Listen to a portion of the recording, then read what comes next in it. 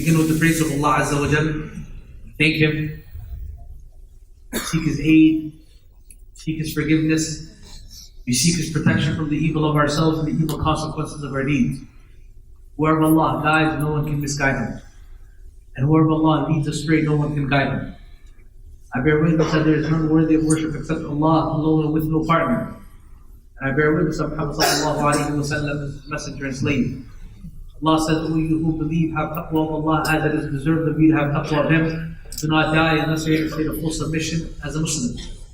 And O mankind, have taqwa of your Lord, the one who created you from one soul. Created from that soul its mate. Created from them too many men and women. And have taqwa of your Lord, the one in which His name you ask by. And have taqwa of your Lord with regards to your relatives and your kin. Indeed, Allah is always overwatching and overseeing what you do. O you who believe, have taqwa of Allah and say a statement that is upright and true. Allah will forgive your sins, correct your deeds, and anyone who obeys Allah and His Messenger have indeed attained a great success.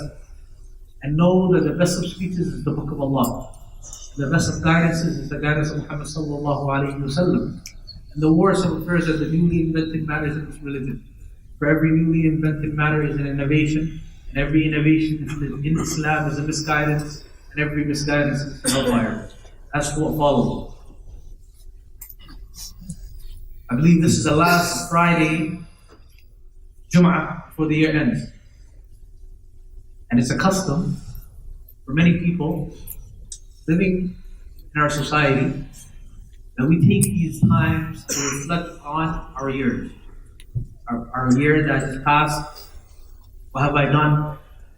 Am I at where I wanted to be? What do I want to do for the following year? These kind of things. You start to deliberately account yourself, look back at whether your year was a success or not. I had a completely different khutbah plan. But seeing the weather conditions today and seeing the number of youth that are sitting here today, I want to remind you and myself of the greatest success, or what Allah Azza wa Jal considers to be the greatest success, the greatest form of success, which is the last wasiyah of the Nabi sallallahu alayhi wa sallam, the last recommendation and advice of the Prophet sallallahu alayhi wa sallam, moments before he parted from this world, reminding his Sahaba and us of as-salah, as-salah. Your prayer, your prayer. In the adhan, we hear Hayya ala salah, come to salah, Hayya ala falah, come to success. The highest form of success is connected to your salah. Allah Azza wa Jalla, when describing the true believers, says, قَدْ أَفْلَحَ الْمُؤْمِنُونَ. The mu'minun have found success. The believers are successful. Describing them, he says, as a first description, الَّذِينَ هُمْ فِي صَلَاتِهِمْ خَاشِعُونَ. Who are these believers? They're the ones who have khushu' in their prayer. Salah is not only your connection with Allah Azza wa Jal, but it's also the connection with the brother that you have standing in prayer next to you.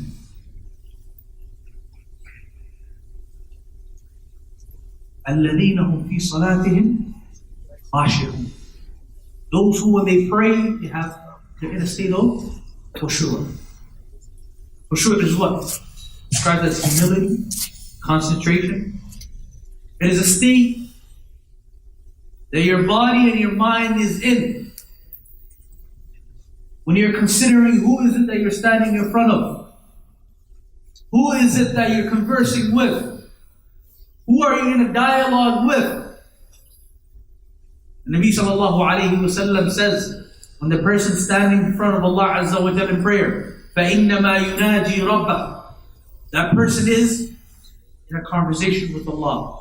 They're dialoguing and they're discussing all of their ham, the things that burn in them, all of their worldly affairs, all of their hereafter affairs with Allah Azza wa Jalla.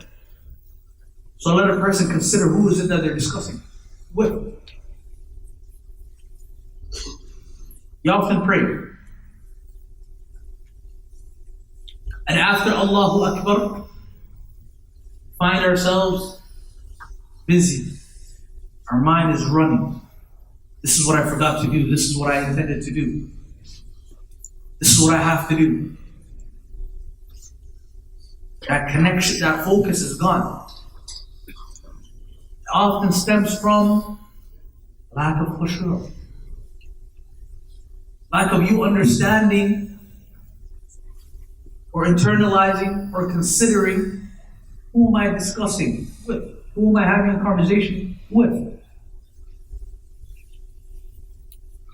When you say Alhamdulillah Rabbil Alameen, Allah replies to you. He says, my servant has thanked me. Ar-Rahman Ar-Rahim, Maliki Yawmiddin, my servant has praised me. My servant has exalted me. Iyaka na'budu wa iyaka nasta'een. Allah says, this is between me and my slave. Let my slave ask for whatever they wish. What do we ask for? Ihdina as-sirat al-mustaqim. Allah, guide us to the right path. Are these words heavy when we're in prayer? Or are they words that we repeat? When you go into sujood and you're at your lowest form physically, your forehead is on the ground, your nose is touching the ground, say what? Subhana Rabbi al-A'la. Praising Allah Azza wa Jal al-A'la, the high. The Nabi sallallahu alayhi wa sallam tells us that a person is closest to Allah Azza wa Jal when they're in sujood, when you're in prostration. That is the closest that you are to Allah Azza wa Jal. The conditions are bad right now. Or I should say the conditions are difficult right now. A lot of brothers trying to come in, a lot of people trying to leave the roads. But all of you have congregated here to what? Stand in front of Allah Azza wa Jalla. To stand in front of Allah Azza wa Jalla next to your brother. Establishing a connection from the Salaf al-Salih. If a man was to come to Salah late and miss Jama'ah, he would go and check up on him. One prayer of Jama'ah. Brother, are you okay? What happened? What's going on in your life? What's bothering you? Now we congratulate ourselves if we make it to one Jama'ah, 2 Jama'ahs a week. Yes, Allah Azza wa Jalla to protect us. Nabi sallallahu alayhi wa sallam tells us on the day of judgment, the first thing that a slave is asked about is their salah. If their salah is correct and upright and good, all of their prayers on the last day become easy. And if it is not, then everything becomes difficult for them. This is the key to your success. This is the pillar of your religion. As-salah, as-salah. Yes, Allah Azza wa Jalla to make us those who safeguard and protect their salah.